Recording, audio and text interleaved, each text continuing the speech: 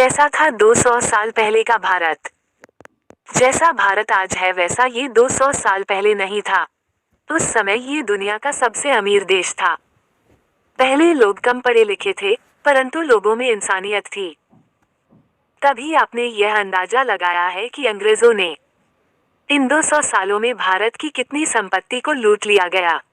आज आपको इस सवाल का जवाब मिल जाएगा। आज का वीडियो काफी इंटरेस्टिंग और नॉलेज से भरा हुआ है, तो इस वीडियो को पूरा लास्ट तक देखिएगा और चैनल पर नए हैं तो हमारे चैनल जी के क्रिएटर आप ही को सब्सक्राइब कर लीजिए इसी तरह के अमेजिंग वीडियो देखने के लिए। तो चलिए वीडियो को स्टार्ट करते हैं और जानिए आपके सारे सवालों का जवाब वीडियो के माध्यम से। जैसा भारत आज है वैसा ये 200 साल पहले नहीं था। उस समय ये दुनिया का सबसे अमीर देश था और इसकी जीडीपी लगभग 25% थी। आप सोच सकते हैं कि कैसा होगा हमारा देश। उस समय बेरोजगारी नाम की कोई समस्या नहीं थी। दुनिया की बेहतरीन तकनीक भारत के ही पास थी। धीरे धीरे विदेशी हमलावरों ने हिंसा फैलाकर व हर हथकंडे अपनाकर देश को तोड़ दिया। आज भी देश भीतर से तोड़ा जा रहा है। नफरती विचारधाराओं को फैलाया जा रहा है। कोई यह कहे कि देखो हमारी एक बाजू भी नहीं है, आंख भी नहीं है, एक टांग भी नहीं है, देखो फिर भी हम जिंदा हैं। या फिर कोई कहे कि हमारी कंपनी दिवालिया हो गई है लेकिन हमारा मार्केट में नाम तो है, तो ये बातें बचकानी ही लगेंगी। भारत देश अपने शौर्य के लिए दुनिया में जाना जाता है और यहाँ की धरती पर राज करने वाला कई शूरवीर थे। तो आज हम आपको बताएंगे कि भारत के सबसे शक्तिशाली राजाओं के बारे में। भारत पर राज करने वाले कई महान और शक्तिशाली शासक रहे हैं, परंतु कुछ शासक ऐसे थे जिन्होंने अपनी ताकत से समग्र हिंदुस्तान पर और इसके आसपास के कई देशों में राज किया। भारत दुनिया का दूसरा सबसे ज्यादा आबादी वाला देश है और दुनिया का सबसे बड़ा लोकतंत्र यहाँ स्थापित है। इतने बड़े और इतनी आबादी वाले देश पर शासन करना, इसकी कल्पना मात्र ही हमें इसकी कठिनाइयां दर्शाती है। इसके बावजूद भी भारत में ऐसे कई राजा महाराजा रहे हैं जिन्होंने यहाँ की जनता के दिलों में और हिंदुस्तान पर राज किया है। भारत के सबसे बड़े और ताकतवर राजा। भारत की भौगोलिक स्थिति और धार्मिक विविधता इतनी अधिक है कि यहाँ संपूर्ण भारत पर राज करना संभव ही नहीं था, लेकिन फिर भी अशोका, अकबर जैसे महान राजाओं ने इसको करके दिखाया है। मौर्य वंश। सम्राट अशोक भारत के सबसे शक्तिशाली और ताकतवर राजा थे। महान सम्राट अशोक का साम्राज्य सबसे बड़ा और अधिक था। अशोक एशिया के सबसे बड़े राजाओं की श्रेणी में आते हैं। अशोक ने कोई युद्ध नहीं हारा और वह अपना साम्राज्य बढ़ाने के लिए अग्रसर ही था। अगर कलिंग युद्ध में उसका हृदय परिवर्तन नहीं हुआ होता। सम्राट अशोक मौर्य चक्रवर्ती राजा थे। भारतीय इतिहास में उनसे महान और शक्तिशाली शासक कोई नहीं है। एक ऐसा सम्राट जो कभी पराजित नहीं हुआ, कभी नहीं हारा। मुगल साम्राज्य के छठे सम्राट जिन्होंने 1658 से 1707 तक शासन किया। मुहिउद्दीन मोहम्मद, जिसे आमतौर पर औरंगजेब या आलमगीर मुस्लिम प्रजा द्वारा दिया गया शाही नाम जिसका मतलब है विश्व विजेता के नाम से जाना जाता था, भारत पर राज करने वाला छठा मुगल शासक था।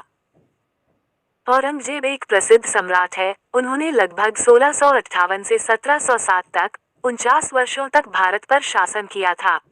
वह मुगल काल के अंतिम महानतम सम्राट थे। औरंगजेब ने लगभग 150 मिलियन आबादी पर लगभग 49 वर्षों तक शासन किया। औरंगजेब के योगदान उसके शासनकाल और साथ ही उसके कार्यों के थे।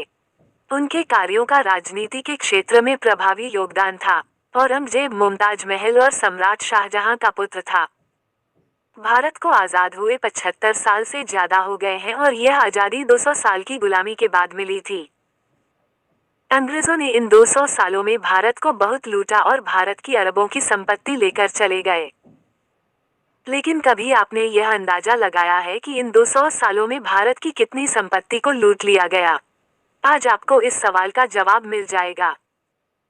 आपने सुना होगा कि भारत को सोने की चिड़िया कहा जाता था, लेकिन ब्रिटिश शासन के बाद भारत का काफी धन लूट लिया गया।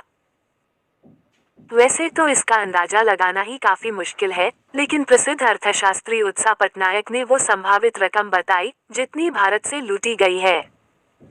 अंग्रेजी शासकों ने भारत से कितना धन लूटा है? अंग्रेजी शासकों की ओर से लूटे गए खजाने की वजह से अर्थव्यवस्था पर काफी असर पड़ा है। 200 साल तक देश में अत्याचार करने वाले अंग्रेज वापस लौट तो गए, लेकिन इतने समय में उन्होंने हमारा काफी धन लूट लिया।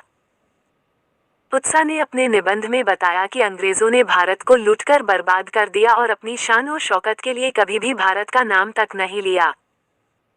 भारत बदसूरत रूप लेने वाली जाति व्यवस्था के साथ बहुत पिछड़ा हुआ था। अस्पृश्यता और सती प्रथा अभी भी चलन में थी और अशिक्षा बहुत अधिक थी। महिलाओं को शिक्षा से वंचित रखा गया था और घूंघट प्रणाली प्रचलन में थी।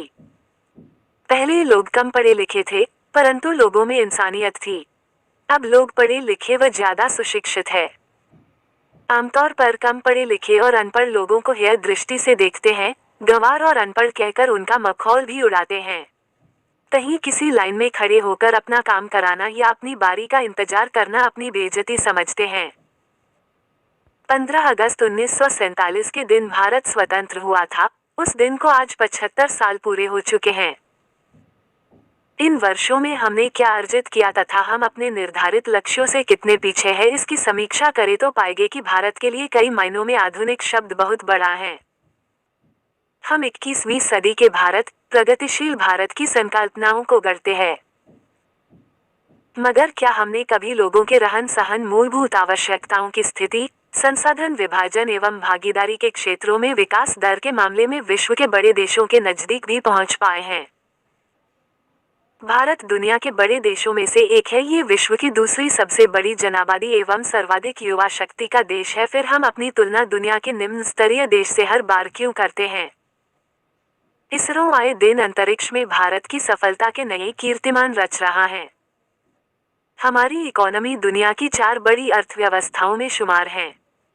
देश 7% की विकास दर से आगे बढ़ रहा है।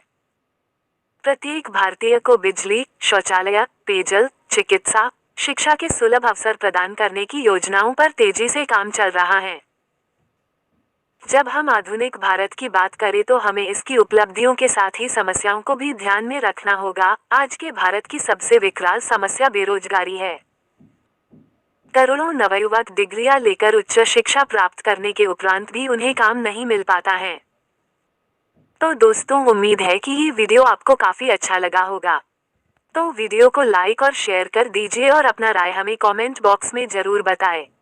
और ऐसे ही अमेजिंग वीडियो को लगातार देखते रहने के लिए हमारे चैनल को सब्सक्राइब जरूर करें। तो आज के लिए बस इतना ही। अब हम चलते हैं, फिर मिलेंगे नई वीडियो के साथ। वीडियो के अंत तक बने रहने के लिए आप सभी लोगों का दिल से धन्यवाद।